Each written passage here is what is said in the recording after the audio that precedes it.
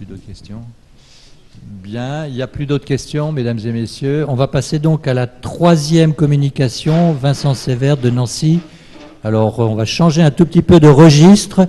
Quelle information donner en urgence traumatologique? Monsieur Sévère, vous avez la parole. Monsieur le Président, Monsieur le Modérateur, Mesdames et Messieurs les académiciens, dans la continuité du no-go, on va discuter de l'information sur un cas très particulier qui est l'urgence différée en traumatologie, qui est une chose un peu particulière puisqu'une urgence, entre guillemets, ça reste une urgence et c'est à faire tout de suite. Mais comme vous le savez, il existe des urgences différables qui peuvent rentrer dans le cadre mixte de la chirurgie d'urgence et de la chirurgie froide. Et quelle est la gestion du risque et de l'information dans cette situation ? Alors, on va faire un petit état des lieux de l'information, surtout des outils qui nous permettent de la mesurer et de l'étudier et qui sont institutionnels, hein, pas des outils purement scientifiques. Alors en France, il y a un score dont on va discuter un petit peu après, c'est le score ISATIS, dont le score de satisfaction des patients concernant l'information est de 80,7% en 2014. Et en Europe, en Angleterre, le score NHS, qui est à 68,8% pour ce qui concerne la communication entre patients et professionnels de santé. Les autres, en Inde et aux États-Unis, ils ont choisi des choses beaucoup plus informelles et beaucoup plus, on va dire, objectives, puisque en Inde, c'est pour les patients essentiellement analphabètes, pour l'apprentissage des maladies, et aux USA, c'est des systèmes analogiques de comparaison sur les enregistrements de magnétophones, donc entre praticiens et patients. Alors le score ISATIS, c'est très récent, ça rentre dans le cadre de cette étude et il est important d'en parler parce que ça va modifier nos pratiques dans les années à venir. Le but essentiel, c'était de mesurer la satisfaction d'un patient hospitalisé en établissement pour une activité MCO.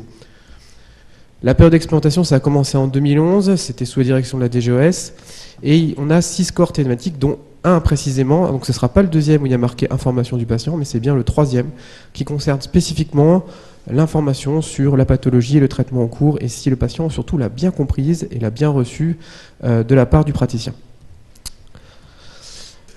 Le 22 juin 2012, donc Marisol Touraine a signé le décret d'application qui sera officiellement obligatoire pour tous les établissements de démarrer ce type de campagne. Et en 2014, la première année de généralisation de ce type d'indicateur, ça touchait déjà 60 000 patients. Et pour 2015, c'était un questionnaire en ligne ISATIS où les malades recevaient donc un email et devaient y répondre. Alors c'est bien pour comprendre que ça n'a rien à voir avec les questionnaires de satisfaction sur la feuille blanche qu'on recevait en fin d'hospitalisation, que les infirmières donnaient aux patients, quelque chose un peu bon enfant, qu'on remplissait gentiment et qu'on donnait à la fin au départ du séjour. Là, c'est véritablement quelque chose de très très mesuré et surtout évaluable de façon quasiment en temps réel par l'institution. Alors le cadre législatif, on peut remonter déjà en 91. On peut aussi parler surtout de l'arrêt Edrel. Je vous rappelle en 97, la première fois qu'un chirurgien a été condamné pour ne pas avoir informé du risque de perforation colique chez un patient qui devait avoir une polypectomie. Et le 4 mars 2002, bien sûr, la loi Kouchner, qui définit clairement la notion d'urgence et de l'information dans le cadre de l'urgence, et les recommandations de bonne pratique de l'HAS de 2012, dont on a parlé tout à l'heure, qui rappellent encore une fois ce devoir d'information. Dans la littérature, il y a très peu de choses, en fait. On parle de délai de réflexion, de communication, d'information, de consentement. Tout ça, ça rentre dans le cadre de l'information. Le délai de réflexion qui est imposé en chirurgie plastique, par exemple, pour nous, en chirurgie orthopédique, on l'a étudié, c'est quelque chose qui est rejeté par les patients. Et quand on creuse un petit peu, en fait, c'est plus compliqué, c'est souhaitable, mais pas obligatoire. En communication, Besseker a démontré que une information, on va dire une consultation informative, ou en tout cas une consultation de programmation inférieure à 19 minutes est une consultation qui est peu efficace sur la concordance d'information du malade. Concernant l'information, le support qualitatif pur, si on donne des supports qui sont des supports purement écrits, ils sont moins efficaces que des supports avec des fascicules couleurs qui expliquent la chirurgie que va avoir le patient. Tout ça pour la chirurgie réglée, bien sûr. Et le consentement, qui avait été étudié aussi, où on voit que la remise d'un feuillet de consentement, ou en tout cas l'étude du consentement par la concordance des informations est très mauvais. Les patients sont contents, certes, mais la concordance, quand on leur redemande de restituer l'information, est de 15 à 50%. Alors, notre étude, c'est traumatologie différée. Qu'est-ce qu'on entendait par traumatologie différée? C'est-à-dire toute la traumatologie où on pouvait prendre la décision de ne pas la réaliser au moment du diagnostic à l'arrivée aux urgences. Bien sûr, ça excluait essentiellement, par exemple, les fractures ouvertes ou les luxations ou les patients polytraumatisés.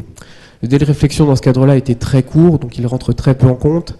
Le consentement éclairé, bien sûr, était recueilli pour l'étude et pour la chirurgie, et le but était d'évaluer l'impact sur le processus décisionnel du patient après l'information reçue en préopératoire.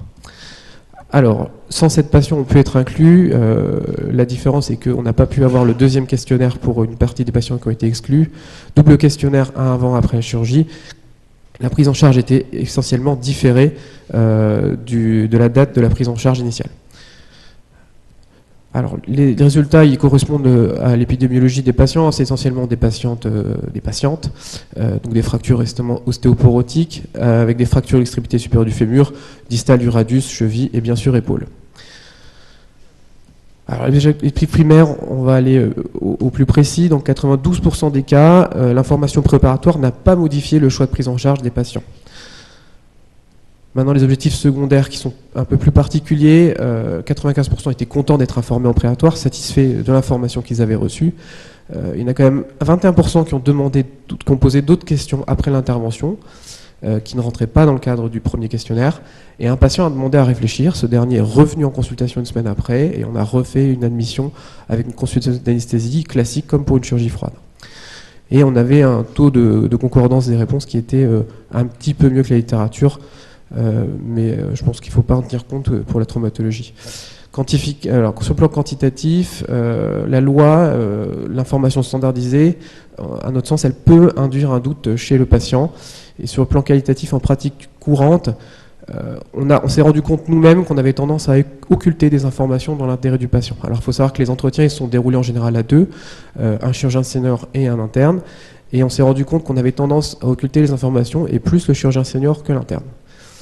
Les limites, donc elle était monocentrique, c'est uniquement dans notre service. On a exclu les traitements orthopédiques et je pense que c'est une erreur.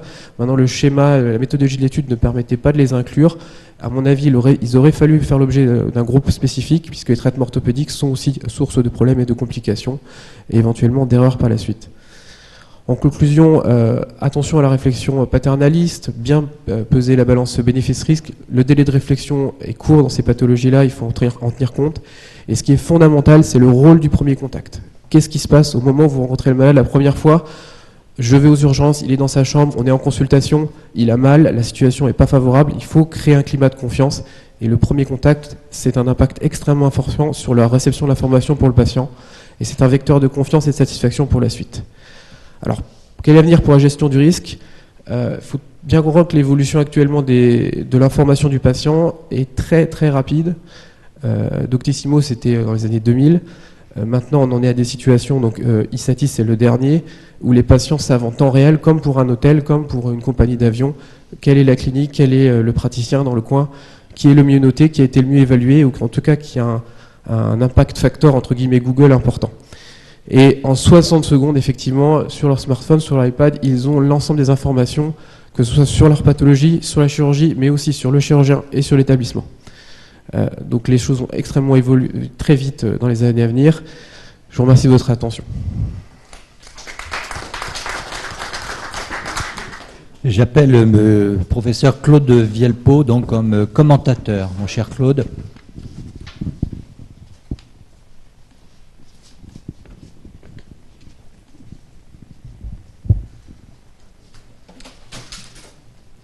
Messieurs les présidents, chers collègues, merci Vincent Sévère de cette communication intéressante qui nous a apporté des éléments de réflexion, mais qui ne s'adresse qu'à la chirurgie différable de au moins 48 heures finalement.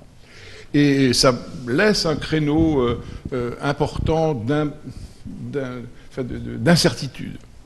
La loi dite Kouchner donne le droit à toute personne d'être informée. En creux, ça veut dire que le praticien doit fournir cette information et que l'urgence est une condition qui permet de ne pas appliquer cette loi, de ne pas appliquer cette information. L'esprit de la loi, c'est quoi? C'est faire en sorte que le patient puisse donner son consentement après avoir reçu une information loyale sur le rapport bénéfice-risque des traitements proposés. Mais ça pose trois types de questions. Le degré d'urgence, le degré de conscience et le niveau de confiance. Et le niveau de confiance, Vincent Sévère l'a bien dit, c'est quelque chose d'extrêmement important qui va se nouer lors du premier contact entre le chirurgien et son blessé. Il est bien entendu non concevable que le blessé ne rencontre pas son chirurgien avant l'intervention, même si... Le degré d'urgence, on passe, bien entendu, à côté de l'urgence vitale, polytraumatisée, ou l'urgence non différable.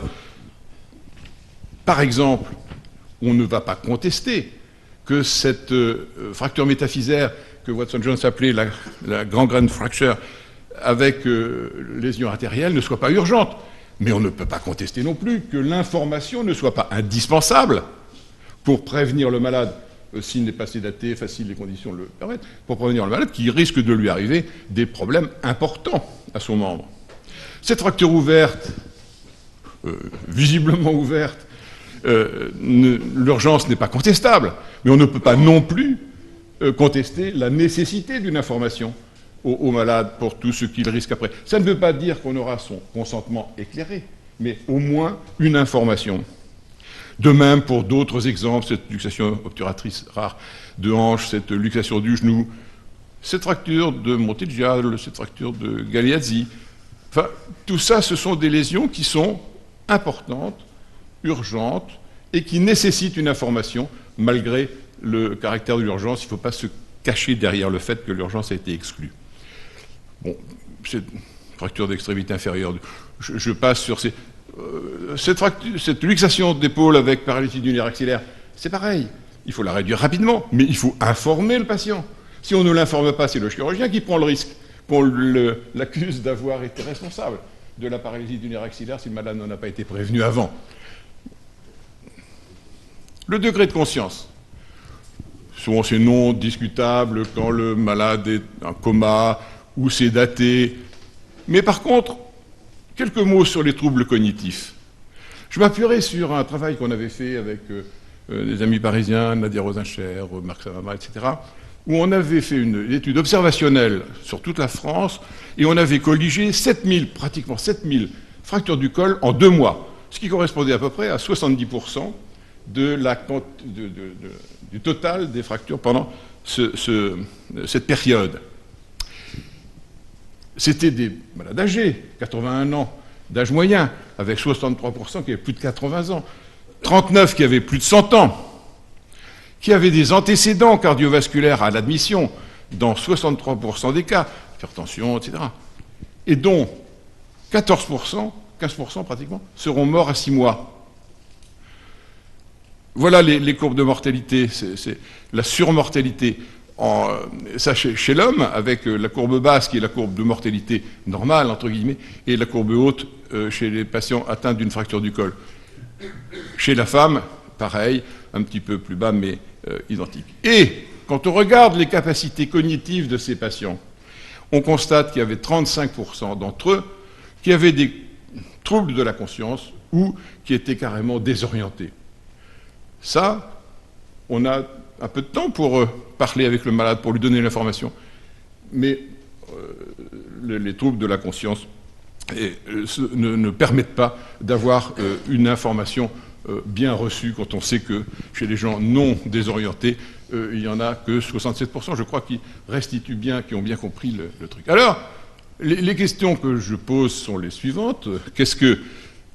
Comment on se situe dans le cadre de la loi du 4 mars 2002 dans les exemples présentés? Est-ce qu'on s'exonère de l'information sous prétexte que l'urgence a été écartée? Ou bien est-ce qu'on doit, ce qui est mon opinion, donner une information loyale et la plus complète possible, sans pour autant attendre que le malade ait le temps de digérer Et puis, quel est le rôle de la personne de confiance qui a été instituée également si le blessé est inconscient ou si il y a des troubles cognitifs. Et puis enfin, j'insiste également sur le point le plus important que Vincent a bien montré tout à l'heure, c'est que le niveau de confiance, qui est nul au départ, par définition, puisque le blessé n'a pas choisi son chirurgien, n'a même pas choisi souvent l'établissement dans lequel on le projette. Il se trouve dans un milieu qu'on pourrait appeler inhospitalier pour lui, auquel il doit se faire. Eh bien, cette relation de confiance se fait dès l'admission, pas avec l'urgentiste, avec le chirurgien qui va faire l'intervention. Voilà, je vous remercie. Merci, monsieur le commentateur. Mais on va laisser l'orateur répondre. Ça va être un test. Je vais le surveiller. Éventuellement, je compléterai. Voilà. Alors, on va laisser peut-être la dernière diapo pour les questions du professeur Vielpo, monsieur, si vous vouliez bien la remettre. Pour répondre aux questions du commentateur. Voilà. Merci. Sur la première question, on n'est clairement pas dans des urgences vitales pour ces urgences-là. Il faut être bien d'accord là-dessus. On est dans des urgences fonctionnelles. Donc, d'un déficit fonctionnel d'une articulation qui a été touchée, on ne mourra pas. On aura peut-être des problèmes dans le cadre de son travail, pour la vie quotidienne, mais on n'en mourra pas. Une fracture du poignet déplacée, on fera un calvicieux, mais on n'en mourra pas. Alors, j'interromps mais pensez que s'il y a un problème médico-légal, en dehors de l'expertise qui va être réalisée, le juge qui va prendre la décision, il va raisonner comme ça. C'est à partir du moment où ce n'est pas vital, il va penser à tort ou à raison. Et c'est pour ça que la jurisprudence est quand même assez caractéristique, que c'est effectivement, c'est un problème, une fracture du poignet, c'est certes pour nous une urgence fonctionnelle, probablement pour le patient aussi, mais pour lui, c'est pas une urgence vitale au sens terme donc, dans le cas particulier, il pensera qu'il faut donner l'information. Ça répond déjà en partie à la question qui a été donnée. Voilà. Tu peux poursuivre. Mais il n'y a pas de définition dans la loi qui va nous dire cette traumatologie-là, cette situation-là est différable. Le fait de le rendre différable, c'est une décision purement du chirurgien. Mais tout seul, il n'y a pas de... il n'y a même pas dans la littérature des choses qui vont vous dire oui, ça vous pouvez décaler, ça vous pouvez mettre... voilà, on a quand même des guidelines très précis pour les urgences très urgentes, par exemple les fractures ouvertes. On a des délais qui sont imposés, entre guillemets imposés, de 6 heures par exemple, mais c'est des chiffres qui sont peut-être discutables, mais on a des chiffres, il y a des choses dans la littérature là-dessus. Pour ce qui est de ce type de pathologie monotraumatisée, monoarticulaire, purement fonctionnelle, on n'a rien. Il n'y a rien qui pourra nous dire une fracture du col, il faut l'opérer dans la nuit parce que le patient a moins de 40 ans, ou dans une semaine parce que la patiente est sous Plavix et elle a 80 ans. Il n'y a rien qui est écrit là-dessus. Donc là-dessus, je pense qu'à mon avis, il faut rester toujours dans le cadre de l'information, il faut toujours se donner le temps de privilégier ça quand on sait qu'en tant que praticien, on est en sécurité, de laisser au moins 48 heures avant d'intervenir et de profiter de ce temps-là pour le justifier et pas à 48 heures parce qu'on a autre chose à faire, mais bien informer que c'est dans le cadre de la prise en charge. Après, pour les gens qui sont inconscients, la question se pose pas vraiment, mais c'est surtout pour les gens avec des troubles cognitifs, et effectivement, dans une population de plus en plus âgée, c'est fondamental. Nous, on a clairement le problème, par exemple, avec les patients, les fractures céphalopitubérositaires, donc l'extrémité supérieure de l'humérus, des patients âgés, qu'on opère maintenant très âgés.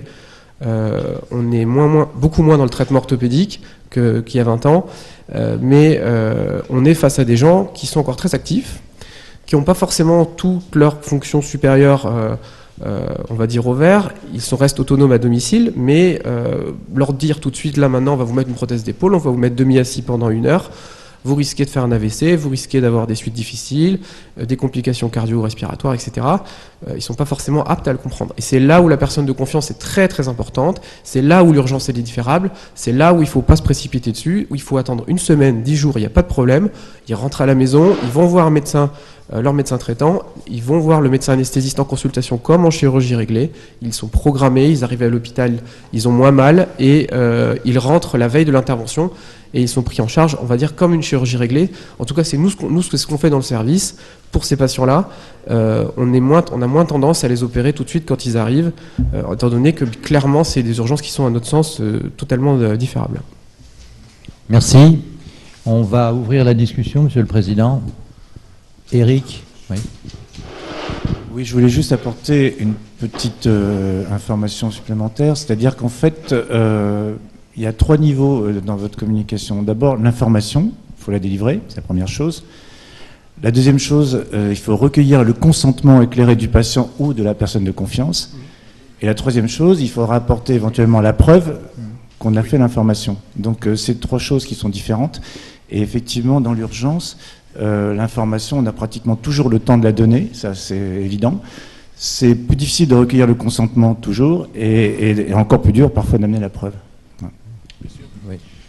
Je complète la réponse là. La loi du 4 mars, bien sûr, rend l'information obligatoire. Il est au chirurgien, enfin au médecin, au praticien d'apporter la preuve qu'il a donné l'information. Tout ça, c'est clair, c'est la loi, c'est dans le journal officiel. Il existe 3 exceptions. Le patient qui refuse d'avoir une information, ça peut arriver. Le patient qui n'est pas en état de recevoir l'information. Évidemment, patient polytraumatisé qui arrive avec un score de Glasgow à 3, on peut lui dire « Vous êtes d'accord pour que je vous opère ?» Ça n'a pas beaucoup d'intérêt. Et enfin, le 3e cas, c'est noté, c'est l'urgence. Alors tout le problème, c'est que la loi parle de l'urgence, mais ne définit pas l'urgence. C'est l'exemple qu'on avait pris lors d'un symposium de la Sauvecote sur les fractures de l'humérus, en particulier avec paralysie radiale. Certains chirurgiens, parce qu'il n'y a pas forcément des guidelines, mais estiment qu'il faut l'opérer très rapidement. Bon. C'est discutable, mais à partir du moment où ils ont pris la décision, dans ce cas-là, ils peuvent se passer de donner une information. Ils ne risquent pas grand-chose. Mais s'ils attendent 3 jours pour opérer le patient, là, il faut refaire tout le registre. Enfin, c'est un petit peu schématique, mais on m'avait demandé d'intervenir sur ce symposium qui était dirigé, je m'en souviens, par Bonnevial. Il y avait une question, monsieur ? Oui, juste Jean-Pierre Richet. Je suis digestif, mais on a la même problématique en urgence différée. J'allais vous poser la question, et quid de la personne de confiance ? Parce que quand on a un patient qu'on sent incapable de comprendre, une personne âgée ou un traumatisé qui est un petit peu perturbé, il y a toujours le recours à la personne de confiance, il ne faut pas l'oublier. Alors je répondrai aussi, si tu permets Vincent, la personne de confiance est prévue effectivement par la même loi. Vous savez qu'il y a des protocoles et il faut à ce moment-là avoir les relations avec la personne dite de confiance comme si c'était le patient. En fait, il existe des exceptions liées aux patients qui sont sous une mesure de procédure de sauvegarde de justice, qu'il s'agisse de curatelle, de tutelle ou de sauvegarde de justice, de protection des personnes. Puis ensuite, il y a il y a probablement peut-être des chirurgiens orthopédistes ou viscéro-infantiles. C'est tout le problème des enfants, mais on n'en parlera pas aujourd'hui parce que ça, c'est un autre registre. Mais la personne de confiance est prévue aussi, vous avez tout à fait raison. Oui, moi j'ai une question aux deux finalement, aux commentateurs et puis également à Vincent, sur le problème des patients avec troubles cognitifs qui exposent surtout au problème d'erreur de site opératoire. Les problèmes cognitifs en urgence exposent beaucoup au problème d'erreur de site. Alors comment régler ce problème? Je sais qu'il y a une enquête qui est faite au niveau d'Orthorisque, puisque Gérard Bolini doit faire un travail là-dessus. Mais je ne sais pas, est-ce que vous avez une attitude là-dessus? Comment faites-vous? Alors il y a effectivement un protocole qui est standardisé, dont une partie d'ailleurs a été publiée, je crois que par la HAS, mais il faut savoir que dans le cas particulier, le risque zéro n'existe pas. Malheureusement, il peut y avoir effectivement des erreurs de site chez des patients ou des patienteux. Dans le cas particulier, nous, dans le service, on fait 40% de traumatologie en urgence, qui sont âgés, qui ont un score GIR à 1, et donc effectivement, le problème, c'est qu'il faut qu'il y ait une corrélation entre l'examen clinique qui doit être ciblé, la radiographie, et que, enfin nous on a un protocole, tant que la radio n'est pas au bloc opératoire, on ne touche pas au patient. Mais enfin, le radiologue peut se tromper de côté, il vous met le dé, etc. Oui. Oui. On est dans les temps, oui. Oui, voilà. Le problème, c'est que ce n'est pas toujours celui qui a vu le patient, le chirurgien qui a vu le patient, qui va l'opérer. Ah oui, ben... Dernière question, parce que le président me rappelle qu'on risque, on va dépasser le temps. Le dernier commentaire ou question rapide. Merci. Massin de Paris. Donc, pour moi, qui ne travaille pas dans les hôpitaux chics du centre de Paris, je sais en dehors du périphérique au nord de Paris, et je n'exagère pas, j'ai 50% ou peut-être plus en traumatologie des patients qui ne comprennent pas le français. Et donc, non mais c'est vrai, donc je demande un traducteur. Et un traducteur qui a souvent des notions aussi élémentaires du français ou de l'anglais que le patient qui représente. Donc, qu'est-ce qu'on fait au point de vue information? Est-ce qu'il faut avoir des documents traduits? Voilà. C'est tout un problème. Dans le système américain, sachez, mon cher collègue, que normalement, puisqu'il y a des problèmes de langue, vous savez que l'espagnol va devenir la première langue parlée aux États-Unis, où il y a des problèmes, la, entre guillemets, direction de l'hôpital est tenue de fournir des interprètes. Moi, j'ai vu un grand nom de la chirurgie de l'épaule qui voyait un patient qui était à la fois sourd et aveugle. Eh bien, ah bah oui, pour communiquer. Et il y a un traducteur sourd-aveugle qui est venu, lui parlait en lui tapant sur la main, etc. Enfin voilà. Mais c'est un problème, malheureusement, pour lequel il n'y a pas de solution, ou de temps en temps, et c'est les solutions, vous les connaissez, on voit ça, nous on a une grosse population turque en Lorraine, où c'est le mari qui vient traduire pour la femme, et quand on lui pose des questions, il a dit non, ça c'est pas la peine, elle n'a pas à savoir, parce que chez nous c'est comme ça, c'est moi qui décide. Bon, mais ce que vous dites est tout à fait exact. Une petite remarque sur la personne de confiance. En traumatologie, elle n'est jamais désignée. Je ne sais pas, vous avez vu ça. En chirurgie froide, d'accord, c'est prévu, on remplit un truc, mais celui, même la personne âgée, machin, elle se casse la gueule, toc, bon, bah, la personne de confiance, elle ne sait pas qui c'est, elle ne l'a pas prévu, et comme elle est un peu dans les choux, puisqu'on en a besoin de la personne de confiance, on ne la trouve pas. Alors, dans les institutions, dans tous les EHPAD et tout, en général, c'est prévu, et quand elle est hospitalisée, etc., on a la personne de confiance. Mais c'est le même problème pour les mineurs, enfin si, ça peut arriver. Voilà. On va laisser là, Monsieur le Président, voilà.